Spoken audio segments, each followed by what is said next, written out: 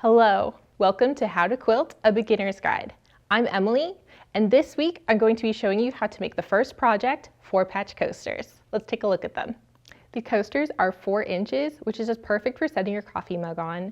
We offer it in these really beautiful batiks in the teal and the purple, and you can find the link to that kit down in our description. But today I really want to make some coasters with this cute little kitty cat print. If you want to follow along, you can find the instructions over at AQS blog and the links down in the description.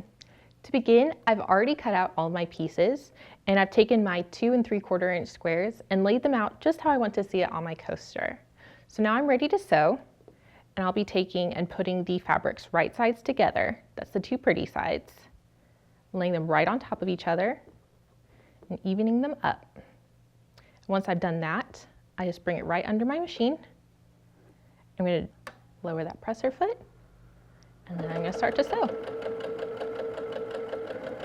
I'm sewing a 1/4 inch seam. And we can see here, it's got that little 1/4 inch right between where the sewing is. So before I cut that, I'm just going to go ahead and set up my next one. And then run it under the machine.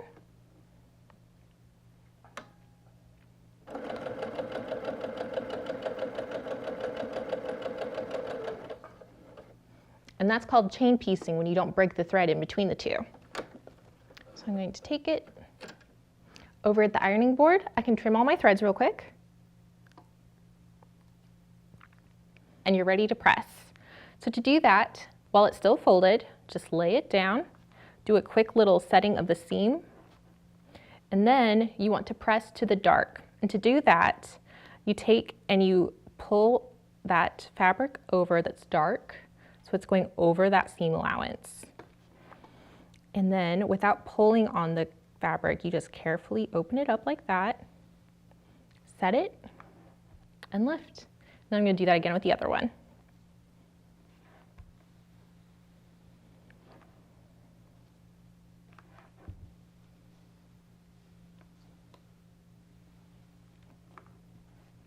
Now that we've sewn our pairs together, we're ready to sew it into a 4-patch.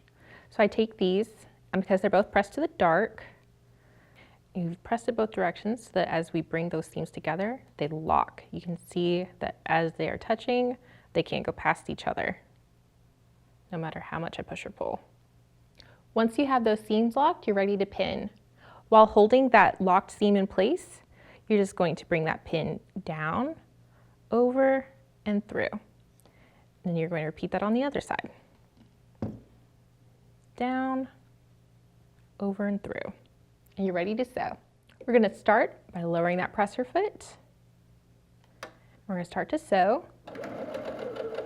And as I get close to that pin, I'm going to go ahead and take it out because I don't want to run over my pin.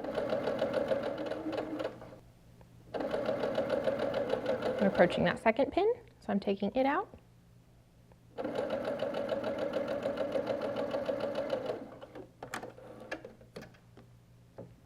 So just like before, we're going to take and press the seam, set the seam, and we're going to take and open it up, and we're going to be bringing it over that seam allowance. So with the iron, we just kind of bring it right up to it and over. And if you need to, feel free to go to the back and make sure that seam's pressed over all the way. We just want to make sure that there's no fabric left in that little fold.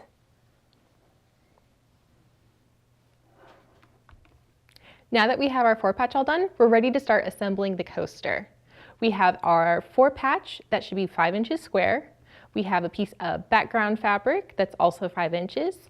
And we have a square of batting that is 4.5 inches. Take the 4-patch and we're going to lay it right sides together. Pretty little kitty faces. We're touching just like that with our background fabric. All our sides should be even because they're the same size. Then we're going to take our square of batting and we're going to lay it over our 4-patch. And because it's smaller, we just want to make sure that there's an even amount of fabric all around it, so it's nice and centered. Once I have it centered, I'm going to go ahead and pin through all 3 layers. I'm going to pin on these corners.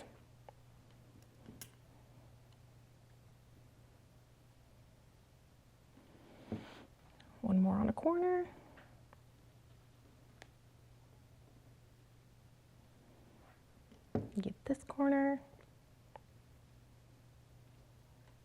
And then I'm going to put one red pin right where I want my seam allowance to end. Once we have our sandwich all made, we're ready to put it under the machine. I've already got mine there, and I've got it so that where I start sewing is a couple inches away from that red pin, which is where we're gonna stop sewing. I also have it set so my 1/4 inch foot is right to the edge of the batting, so I'm actually gonna be sewing a 1/4 inch in. I'm going to start sewing, and pretty quick, I'm gonna come up on this corner. Once we get to that corner, you're gonna take the pin out, and you're going to take your hand wheel, and you're gonna turn it so that that needle is in the down position, low as it goes. Then we're going to come in, we're going to raise the presser foot. We're going to turn. And then once I have it at that 90-degree angle again, I bring that presser foot down, and then I'm ready to sew again.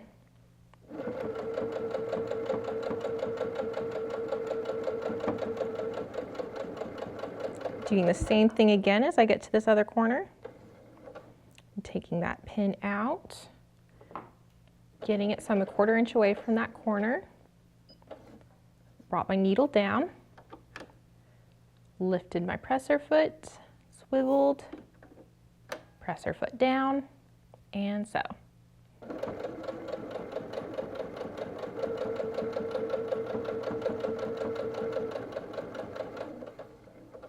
Same thing.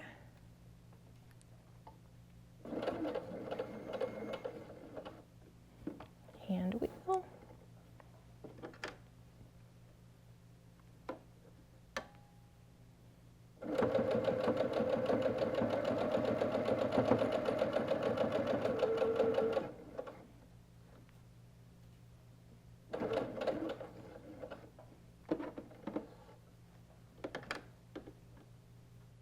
As I come to that last side, you see we're approaching that red pin. I'm only going to sew up to that red pin. I'm not going to go over it, and I'm certainly not going to go past it.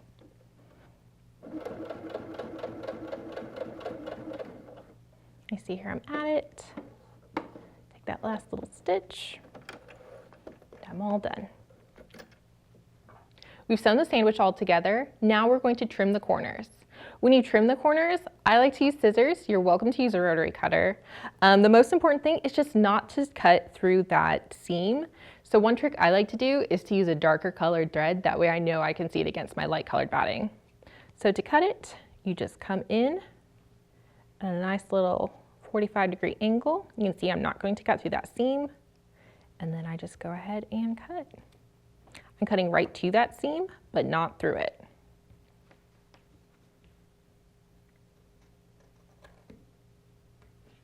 Now we're going to turn it right sides out.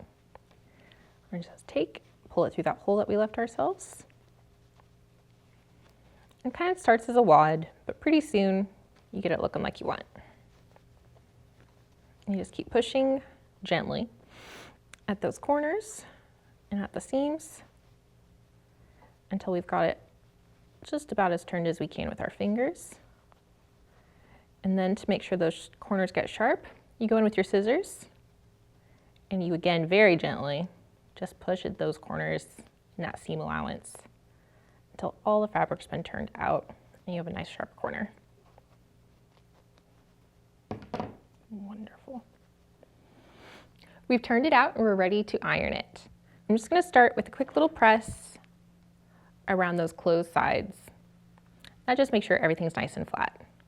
Then as I approach this open side, I'm going to turn to the back and I'm just going to kind of working with that seam allowance that's already there, feel with my fingers where that seam allowance should be folded as if it was already turned. And I'm going to give that a press. I'm not worried about that other opening yet. Once I have the back all nice and flat like I want, I'm going to flip it over and laying that back there. I'm going to do the same thing to this side. There's a little bit of batting in this turn, which makes it a little fluffy, but it shouldn't stop us at all from getting it nice and even to that back. You don't want to go a lot over it. You don't want to go to the inside of it. You just want it to lay quite even together. So you really can just fuss with it until it looks as perfect as you want. And then once you got it set, Go ahead and iron it. Give it a good iron so it creases a little bit. It doesn't turn out on its own later. And then we're ready to do some top stitching. We're going to top stitch our coaster closed now. And the key to top stitching is just to pick one spot and sew that width all the way around. We're also going to start in this corner. And then the first thing we're going to sew over is that opening side where it's not closed yet. This way it won't warp and we'll be able to hide our threads better being over in that corner. So to start, I've got my foot up with my hand crank. I'm just bringing my needle down. Once it's down, I'm going to lower my presser foot. Then I'm going to start sewing.